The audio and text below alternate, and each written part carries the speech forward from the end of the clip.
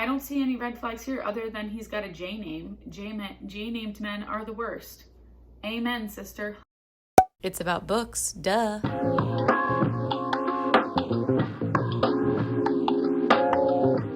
Hi guys, welcome back to my channel, Pages with Paige. Today, I'm going to be talking about the 9 books I read in July. I am including one book that I DNF'd, but I made it to 72%, so I feel like it counts. I'm going to go through, no spoilers, just vibes. Just quick synopsis and my thoughts and my ratings. So let's get into it. The first book I finished in July was The Night Swim by Megan Golden. So this is a book that was lent to me by my sister. She recommended it to me because it's a thriller. It's kind of in the format of a podcast, which is always really interesting. And it revolves around our character, Rachel, who is the host of the podcast. And she is out on assignment in a small town to interview people and cover a trial of a high school boy who is on trial for raping another student. The boy, of course, is a prominent swimmer. He's on his way to the Olympics. He's a big shot in town. So half the town is like, don't ruin this boy's life. And half the town is fighting on behalf of the victim. Feels eerily similar to Chanel Miller's story. And if you have not read Know My Name by Chanel Miller, please do yourself a favor and listen to the audiobook. She narrates it. I sobbed through that story. There was a lot of things that were echoed in her memoir in this story. So I'm sure the author got some inspiration there, unfortunately, because we're talking about really, really sensitive content.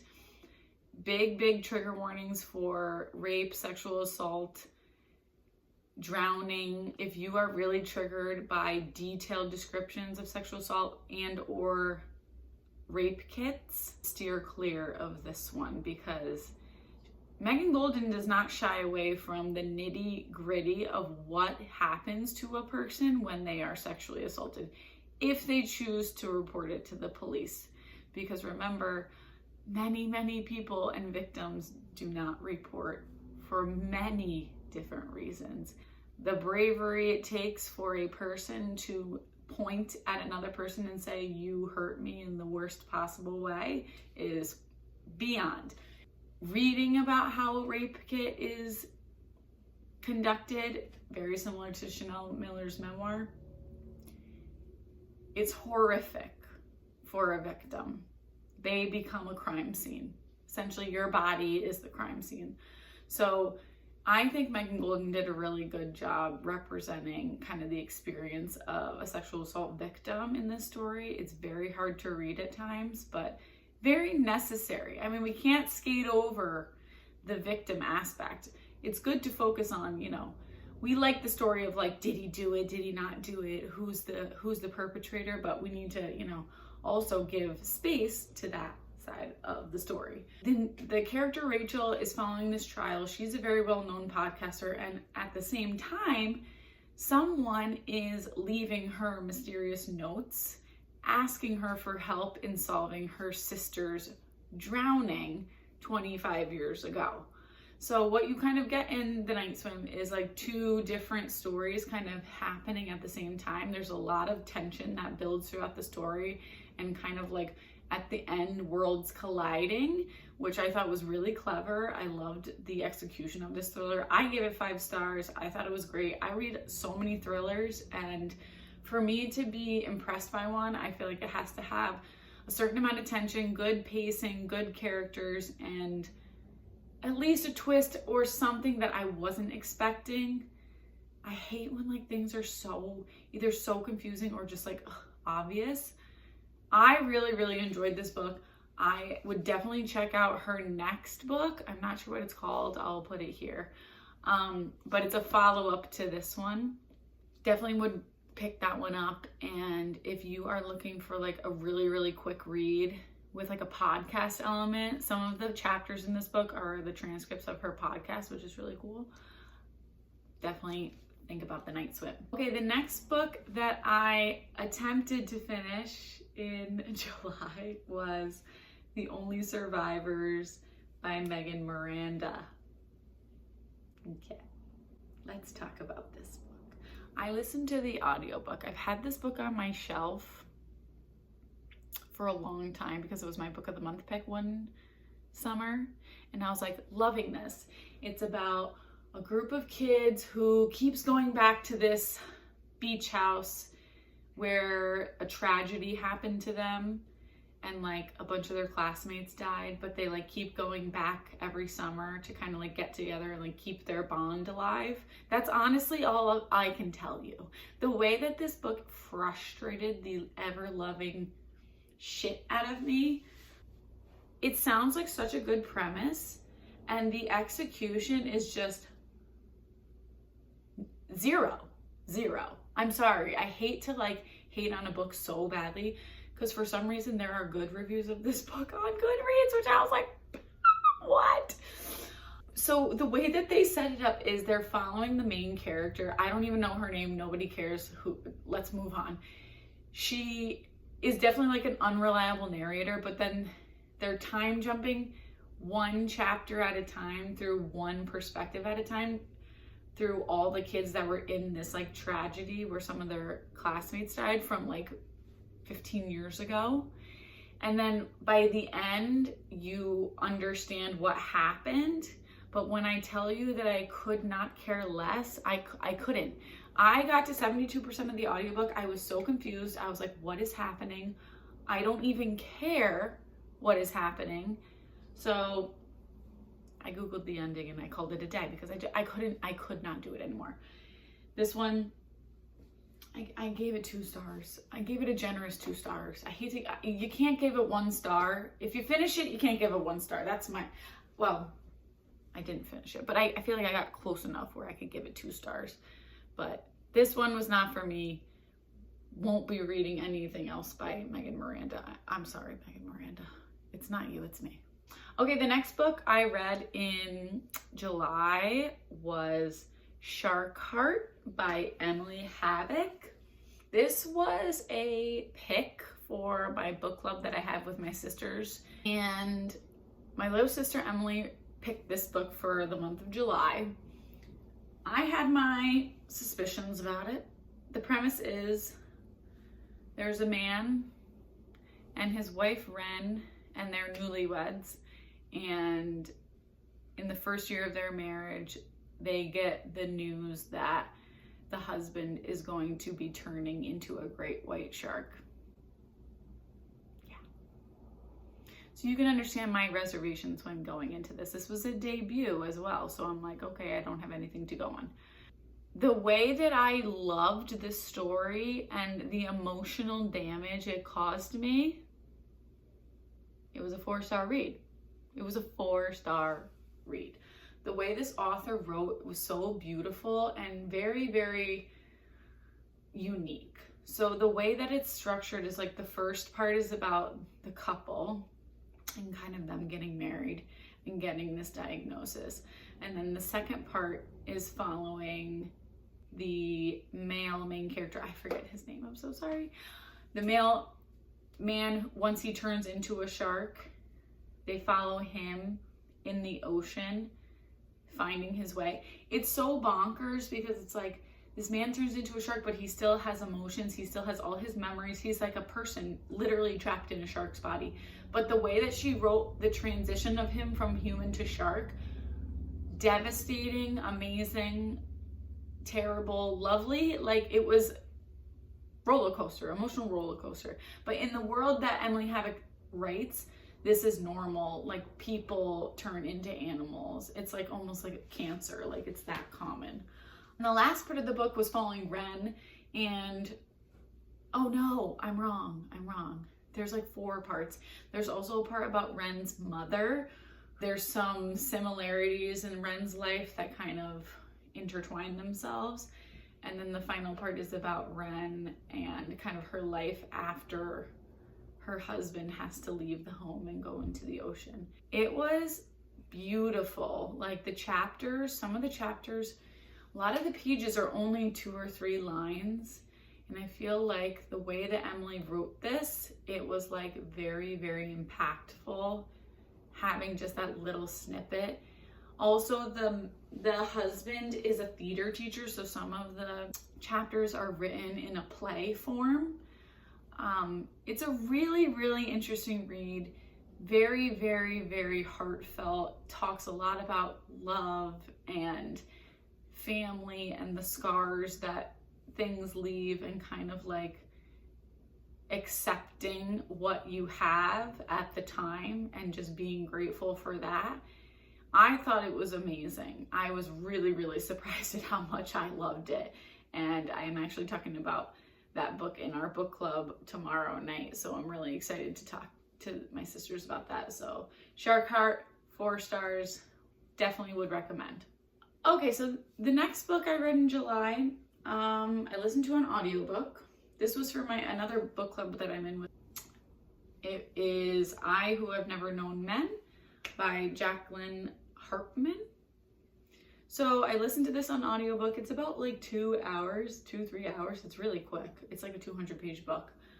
So the premise of this is there's a woman, the main character is a woman, we never figure out her name, and she is trapped inside this bunker with 40 women, and they get food, they're taken care of, they have water, but they're prisoners, and the guards kind of keep an eye on them. And our main character is the only woman in the bunker who has never been in the outside world. She doesn't remember the outside world because she was so young when she was captured.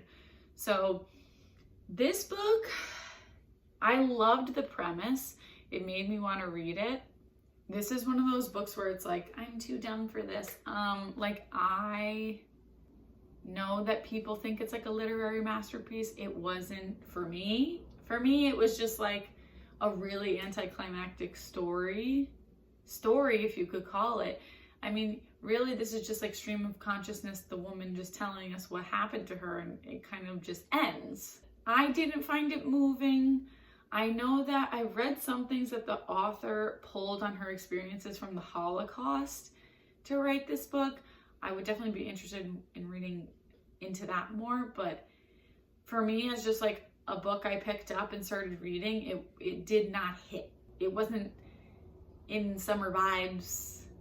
It was depressing vibes. It was anticlimactic vibes. You know what it reminded me of? It reminded me of Never Let Me Go.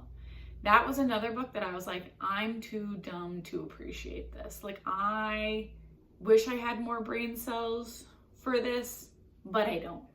It's July. I can't be thinking that hard. So, and I didn't even rate it because I feel like it's like a 3-star. Like, I'm just indifferent about it. Like, it's okay. Would I recommend it? No. Did I hate it? No, but I didn't love it. So there you have it. So the next book I finished in July was Flawless by Elsie Silver. I was texting my sisters before I purchased this book, and I was like, have you guys read a cowboy romance? I'm kind of in the mood for a cowboy romance. And they're like, no, but I'd be willing to give it a go. And I was like, you know what? I'm gonna pull the trigger. I picked this up because I see it all the time on BookTube. I watch a lot of Heather McClary, and she's obsessed with this series, the Chestnut Spring series. Everybody is, so I picked it up, and boy, oh boy, did it not disappoint.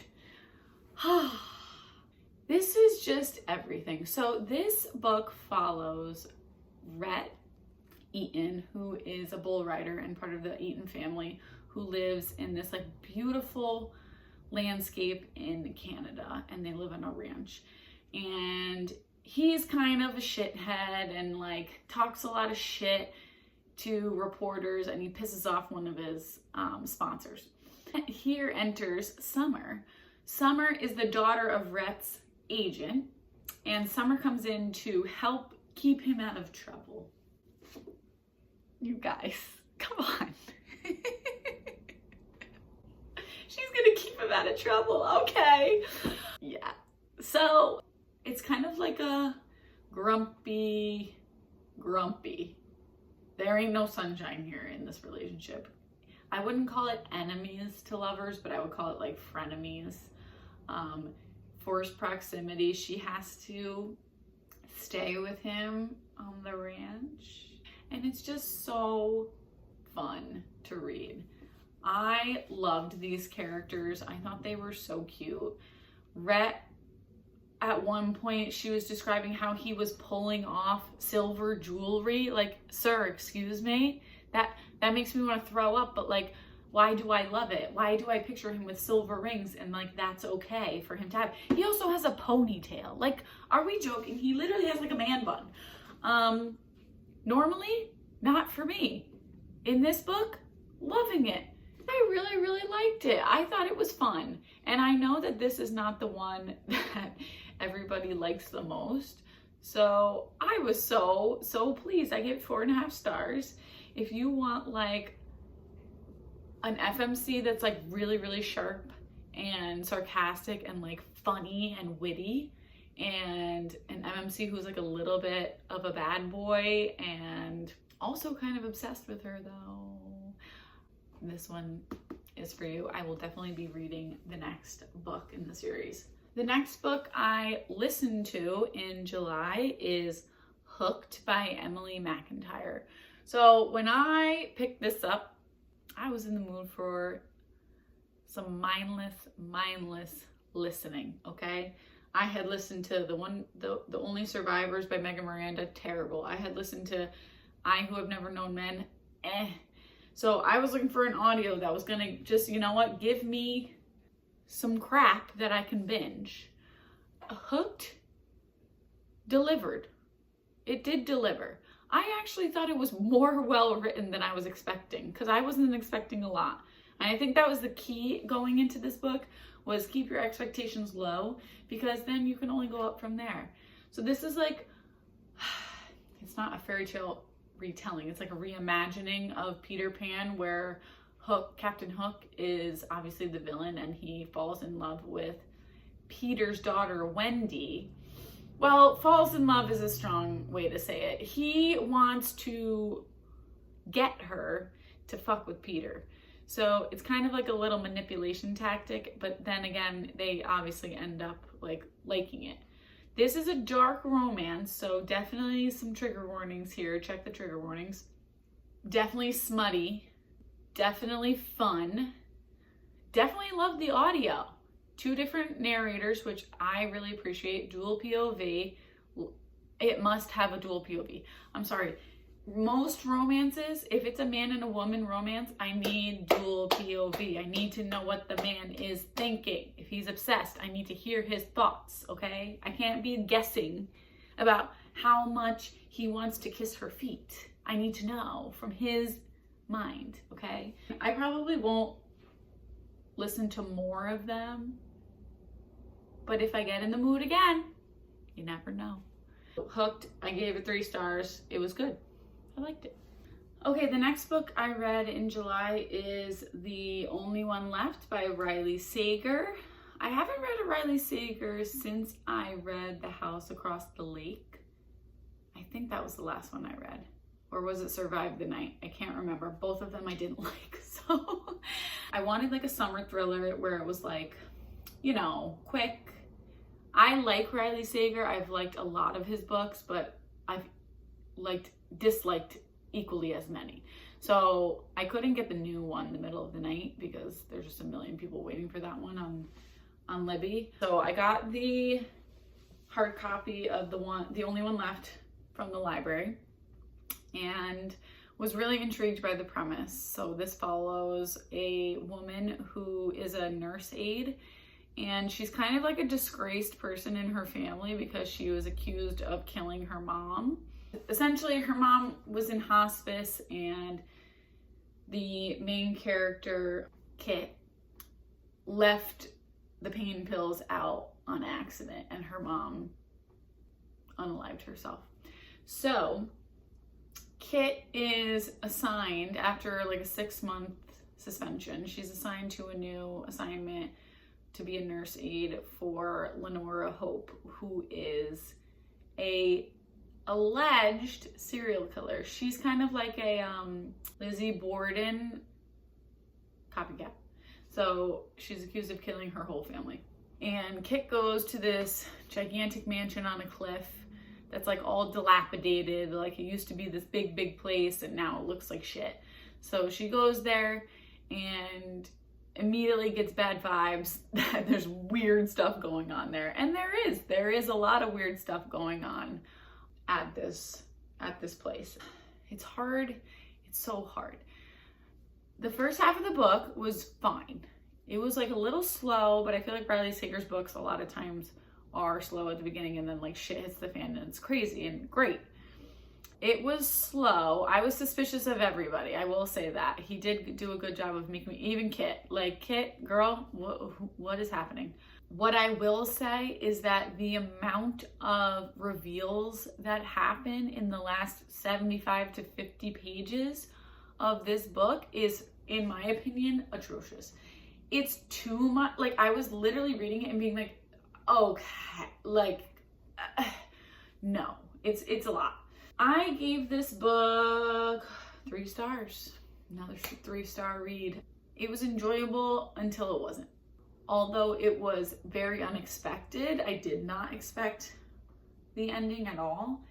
I just felt like it was a lot of reveals and like, why did this family always give people cars as bribes? The amount of times that they said that in the book, I was like, okay, we get it. Like, you have a lot of cars. Like, everybody was sketchy. Nobody was to be trusted. And the ending proves that.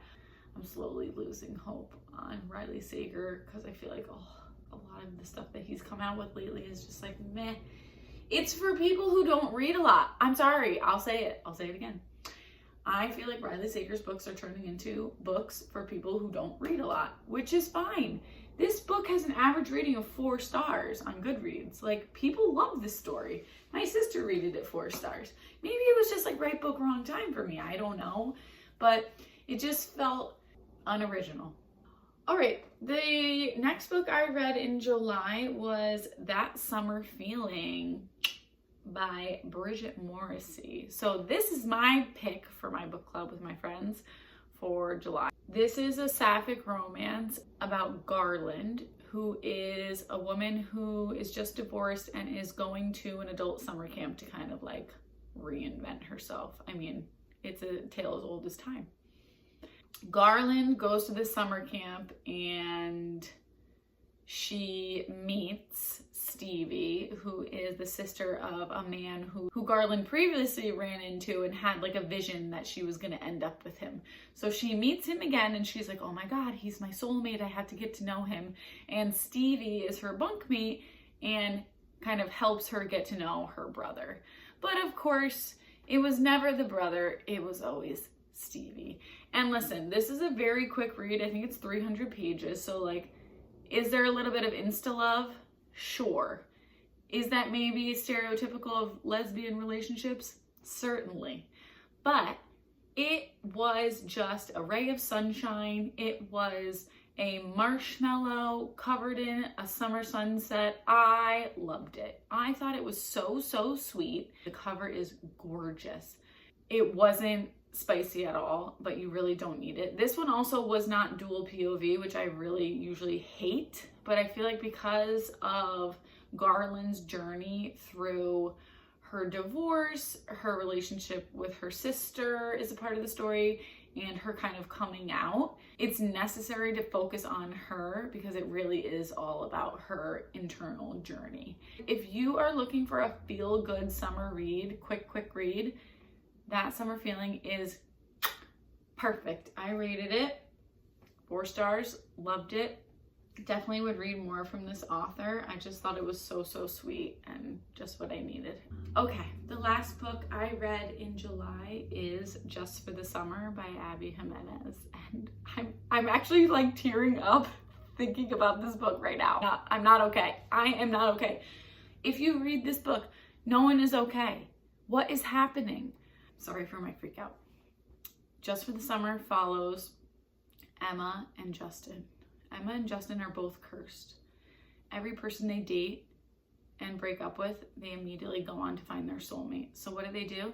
They find each other through a Reddit thread and they make a deal to break the curse by dating each other. This story is going to stay with me for a very long time. I read it on my Kindle, but I'm definitely going to shop for the physical copy because I need this on my shelf, because the way that this just struck so many chords with me, I feel like I'm not going to stop thinking about it for a really long time. The way that Justin acted in this book is fucking insane. Insane in a good way. Okay, there are some things that happen and I'm just like, sir, keep it coming. I highlighted so many things in this book. The banter, the dialogue between everybody, not just Justin and Emma, but Emma and her best friend Maddie, Justin and his best friend Brad, the family, Justin's family. Beautiful, perfect, so genuine. Abby Jimenez, this is the first book I've read by her. I will certainly be reading more.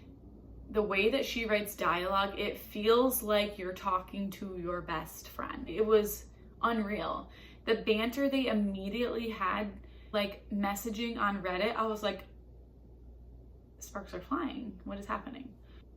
I'm not well. One thing that Justin does when he is courting Emma, and that is the only word I would use to describe this, because even though they're agreeing to like fake date, he is courting the shit out of her because he likes her. They have such chemistry right off the bat.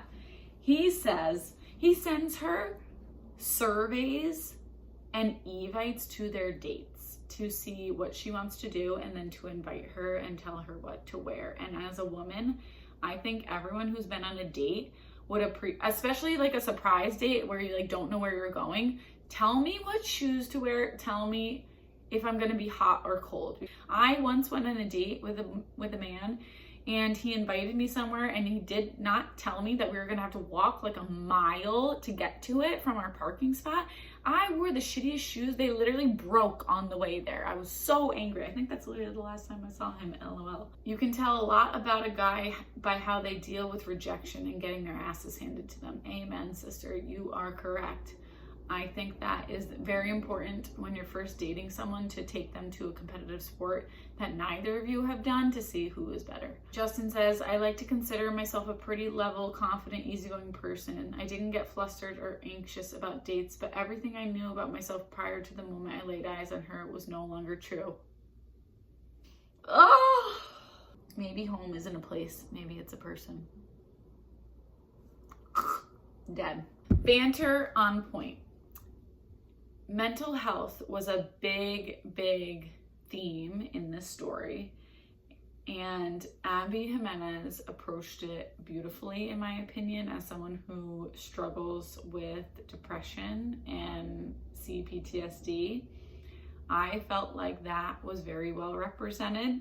Our main character, Emma, has a lot of trauma related to relationships and family, and Justin is kind of like tasked with taking care of his siblings for a reason you will find out in the book. And she gets like really triggered by a lot of these things, and the closer she gets to someone, the more scared she becomes that it's too good to be true. And her arc of kind of coming to terms with really how she was affected by her childhood was so incredibly beautiful to read. And I feel like a lot of people can relate to this storyline of kind of like feeling like you have to either put your trauma to the side and just forget about it, or drowning in the sorrow that you're feeling because of the things that have happened to you. What this book is teaching us is that there's a fucking light at the end of the tunnel. Nothing is permanent. Everything will pass. You are okay, and you deserve to be loved. And I think that that's, I'm literally tearing up. I think that that's such a beautiful message for everyone out there, men and women. And I thought that it was so, so incredibly executed in this story, and it really just like hit me in the heart. I also feel like there's a big theme of hope in this story, and when things seem like they couldn't get worse, and they do, there's still this like hopeful element that lingers in the background. And I just think that Abby Jimenez is a master of character development in a very short period of time. I mean, this book was 400 pages. I read it in 2 days. And the way that she was able to develop such deep characters with Justin and Emma was frankly very impressive. And I just felt like they were so real. And anyone who picks up a book like this could relate to some aspect of the story. This was a 6 out of 5 star book for me. I loved it. I will never stop talking about it. I loved that the dog's name was Brad because Justin's best friend Brad screwed him over, so he named his ugly dog Brad. Like, as a person who had a very ugly puggle, God rest her soul, I can relate to that, and I love it. The moral of this book is always choose empathy, and I think that's something that everybody can live by. Okay, so that is the end of my July wrap-up. 9 books, 1 5-star, and probably new favorite. I am very excited to see what August holds. I have a lot of books on my summer TBR that I still want to get to. So I'm definitely going to have to scrounge around some books and see if I can get through 8 again, because let me tell you something, getting through 8 books is not usual for me. And I recently deleted my Instagram, and I think that has actually helped me read a lot more. So thank you guys for watching. Please like this video if you want to see more from me, and I'll see you next time. Bye.